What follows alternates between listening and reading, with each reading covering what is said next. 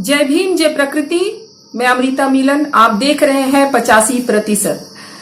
दलितों का, शूद्रों का मंदिर में जाना क्यों बर्दाश्त नहीं होता?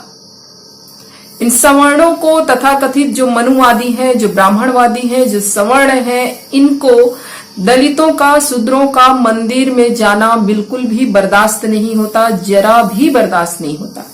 ऐसा क्या कारण है कि शूद्रों का, दलितों का मंदिर में जाना मना है?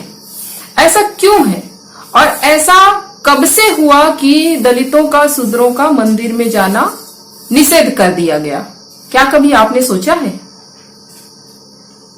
देखिए, बुद्ध काल से पहले इस देश में मंदिर का निर्माण नहीं था। बुद्ध काल से पहले इस देश में मंदिर की चर्चा बिल्कुल नहीं मिलती है। इतिहास में कहीं कोई प्रमाण नहीं है कि इस देश में बुद्ध काल से पहले कोई मंदिर रहा हो।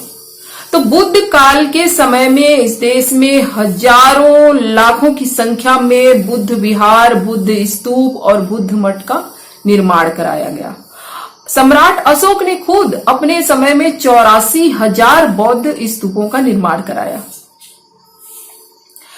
तो हम इतिहास से जो घटना, हम अगर देखते हैं, घटनाक्रम को देखते हैं इतिहास में, तो ये बात प्रमाणित होती है कि बुद्ध के बाद ही, बुद्ध काल के बाद ही, सम्राट अशोक के बाद ही इस देश में मंदिरों का निर्माण कराया गया।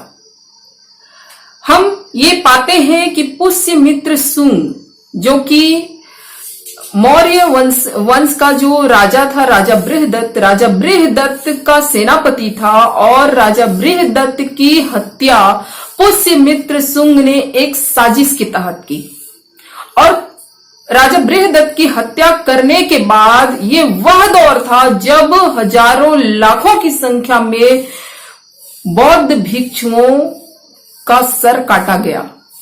हजारों, लाखों की संख्या में बौद्ध भिक्षुओं को मारा गया, काटा गया।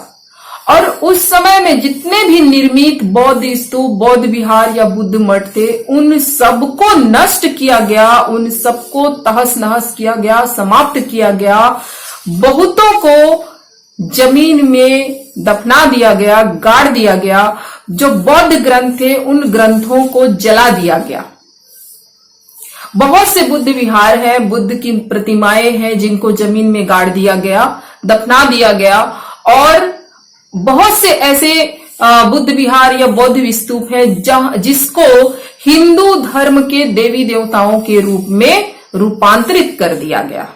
आज भी देश के अंदर ऐसे कई मंदिर हैं, ऐसे कई क्यों, ज्यादातर मंदिर जो है वो मंदिर में बुद्ध भगवान की प्रतिमा है और उसको हिंदू धर्म के देवी देवता के रूप में उसको प्रस्तुत कर दिया गया है।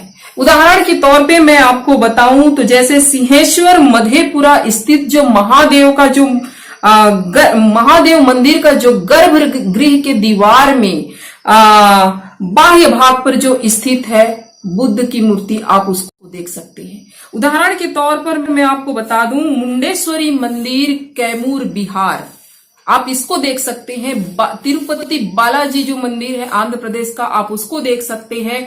उदाहरण के तौर पे तेलिया बाबा मंदिर बोध गया, आप उसको ले सकते हैं। और कार्ला की गुफा महाराष्ट्र, ये चंद उदाहरण है जो मैं आपको दे रही हूं।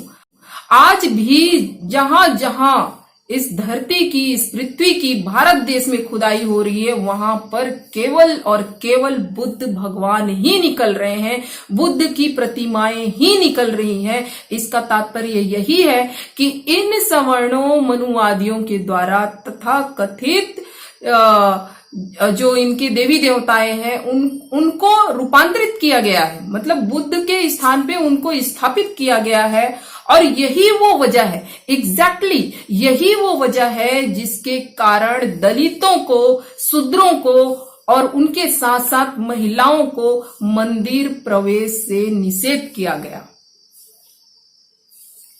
महिलाओं को क्यों किया गया? क्योंकि ये जो सवर्ण है, इन सवर्णों की जो महिलाएं हैं, जो पत्नियां हैं, वो भी इस देश की मूल निवासी महिला ही है जिसको इन्होंने बलात् अपनाया। और बलात् अपना करके जिसको इन्होंने अपना बनाया, शादी किया, और मूल निवासी ही महिला है जो आज इनके घर की महिला बनी हुई है।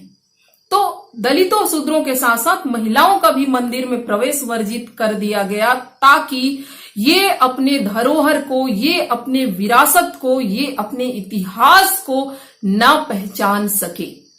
इसलिए चूंकि ये विरासत को अपने पहचानेंगे, जब विरासत को पहचानेंगे तो इनमें बगावत होगी, और बगावत होगी तो ये इनके लिए मुश्किल खड़ा करेगा। इस बात को ये बहुत अच्छी तरह से जानते थे, और इसलिए हमको हमारे इतिहास से, हमारे विरासत से दूर रखने के लिए मंदिर प्रवेश से निषेध किया गया, वर्जित किया गया।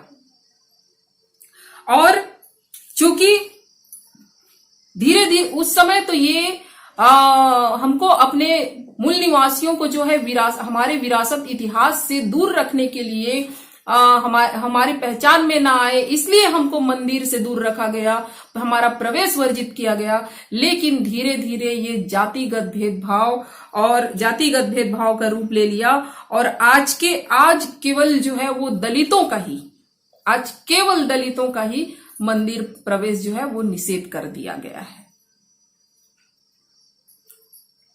तो आज अगर आपको मंदिर जाना है तो भले ही आप जाइए, लेकिन मंदिर जाना जो है वो भले आस्था और अंधविश्वास का प्रतीक है। मंदिर जाना आस्था का प्रतीक है, लेकिन मैं इसको अंधविश्वास का भी प्रतीक मानती हूं, और इससे केवल पंडे पुजारियों का घर भरता है। तो आपको मंदिर जाना है तो आप बिल्कुल मंदिर जाइए, लेकिन पंडे पुजारियों का घर भरने, उनका पेट पालने, उनको बैठे बिठाए उनका घर चलाने के लिए, आप दान देने के लिए मंदिर मत जाइए। आप मंदिर जाइए अपने विरासत को पहचान कर, उस विरासत को वापस पाने के लिए आपको बिगुल फूकना है, इस मकसद से आप मंदिर जाइए। आप उस विरासत को पहचानने की कोशिश कीजिए कि किस तरह से ये हमारे ही धरोहर को, हमारी ही धरती को, हमारे ही विरासत को इन लोगों ने कब्जाया हुआ है। ये देखने के लिए आप मंदिर जाइए। इसी उम्मीद और विश्वास के साथ आप सबको जय भीम, जय प्रकृति, जय संविधान, सेवा जोहार।